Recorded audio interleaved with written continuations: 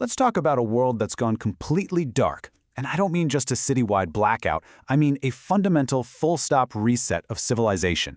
In this explainer, we're going to dive into what it really takes to be self-reliant when the entire electronic world just vanishes. And here's the thing, it's not about the fancy gear you own, it's about a whole new way of thinking. Just picture that for a second.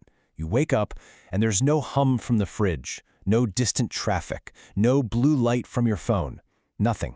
Just this heavy, profound quiet.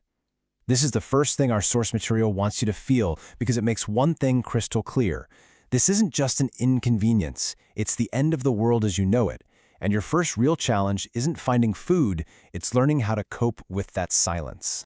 So, what could cause a silence like that? Well, it's something called an EMP, an electromagnetic pulse. It could come from a massive solar flare or even a weapon. But you know what? The result's the same. It's basically like a ghost of lightning that hits every single circuit everywhere all at once. It fries the huge transformers that run the grid and all the tiny little microchips that run, well, our entire lives. And just like that, everything stops. Okay, so in this new, silent world, survival isn't about having the biggest pickup truck or the most cans of beans. No, it's about a complete psychological rewiring. It's about a fundamental shift from being a dependent consumer to a sovereign, completely self-reliant producer. Before we even think about touching a tool or a first aid kit, we have to talk about the real battlefield. And that's the one that's raging inside your own head. Because according to our source, this is where the first and frankly the most important war is either won or lost. Your mindset isn't just a tool, it's your primary weapon. Now check this out, because this is where it gets really fascinating. On one side, you've got what most people will do, fall victim to normalcy bias. They'll just wait. They'll wait for the government, they'll wait for the power company, they'll wait for someone to come and fix it until it's way too late. But on the other side, that's the survivor. That person practices radical acceptance. From the very second the lights go out, they know the old world is dead and gone. Their wealth isn't in a bank account anymore. It's in their head and in their hands. So to navigate this new landscape, you have to adopt a totally different mindset, almost like a spy. You have to become what's known as the gray man. The whole point isn't to look tough, it's to be completely invisible. Think about it. The guy with the fortified house and all the tactical gear, he's basically painting a giant target on his back. But the gray man, he's just another hungry face in the crowd, utterly forgettable, and because of that, totally safe. So how do you actually become this gray man? It's all about something called tactical mimicry. You never, ever advertise what you have. If your neighbors look desperate and hungry, you look desperate and hungry too. Your extra food isn't in the pantry for everyone to see. It's hidden under the floorboards. This is where you practice something called operational security, or OPSEC. It's a military term, but all it means is you never, ever let anyone know the full picture of what you've got. Your preparedness is your deepest, most valuable secret. All right, so once you've got that psychological foundation locked down, then we can start talking about tools. But first, we've got to completely redefine what high-tech even means. Because in this new world, when silicon is totally dead, good old-fashioned iron becomes the ultimate technology. This slide just lays it out perfectly, doesn't it? That multi-$1,000 laptop you have, it's now a paperweight, a useless brick. But a $50 handsaw that can build a shelter or cut firewood, oh, that thing is a priceless piece of advanced technology. Why? Because it actually works. Value is completely turned on its head. It's all about function. So your new master set of tools is going to be powered by you. Good quality saws for processing wood silently. A bit and brace, which is basically a manual drill for doing precision work without needing a single battery. And a grain mill, because all that wheat you stored is just birdseed until you can actually turn it into flour.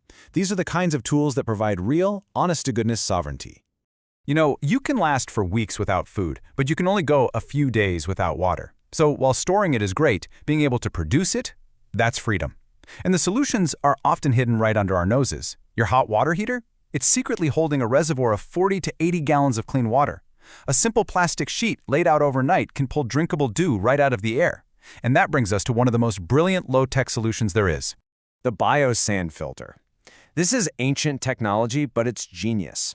By layering gravel and sand in a container, you can actually grow a biological layer, this kind of slimy film on top that the Germans brilliantly called the Schmutzdecke, or dirt cover. It sounds gross, but this living layer is what naturally eats the bad stuff and purifies the water. It's a simple, life-saving device you can build from basic materials to turn murky pond water into safe drinking water. Okay, get ready for a major plot twist here. We've been talking about how iron is going to replace silicon, right? But what if I told you your smartphone is actually one of the most powerful survival tools you could possibly have, even after an EMP? I mean, this is the common assumption, isn't it? The pulse hits, our precious phones and tablets are fried, and they're suddenly about as useful as a rock. But is that actually true? The answer is a huge, resounding no. If you protect it, your phone isn't a brick at all. It is the single greatest library of human knowledge you could ever hope for. And holding on to that knowledge could give you an almost unbelievable advantage. So how in the world do you protect it? With something called a Faraday cage. Now that sounds super complex and scientific, but it's not. It's really just a metal box that shields whatever's inside from the pulse.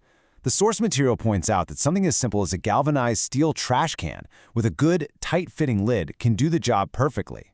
So once it's protected, your phone becomes an absolute powerhouse.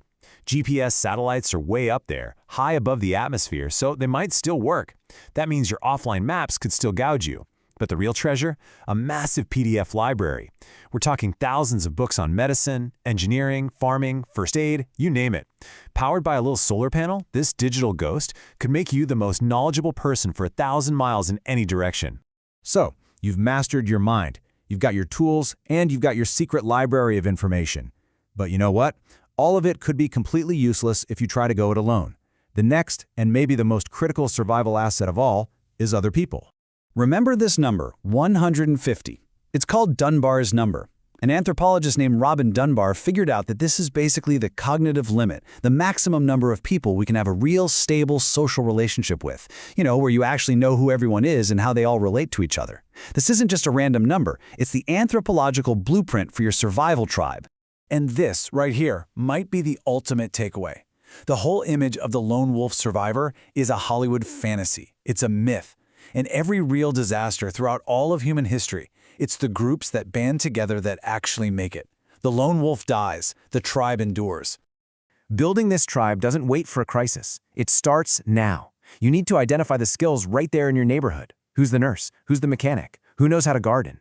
Then you form a pack to look out for each other. You can't stay on guard 24/7 by yourself, but a community can. You share resources, not by hoarding, but by creating a kind of tool library where everyone contributes their skills and their stuff for the good of the whole group. The really amazing thing about all of these principles is that you don't have to wait for the world to end to start using them. They build real resilience and capability in the world we live in right now. So what's your first step? How do you start? Here it is, a simple, practical test you can do this weekend. It's the 24-hour blackout challenge. Go to your home's main breaker and just flip it off. Put your phone away in a drawer where you can't touch it, and just try to live for 24 hours. No cheating. I guarantee, in that one day, you will learn more about your own real-world strengths and weaknesses than you would in a year of just thinking about it. So we've walked through the mindset, the tools, and the tactics for navigating a world without power. It's a heck of a thought experiment for sure, but the final question isn't theoretical. It's personal. You made it through this explainer, but could you really do it? Could you survive the silence?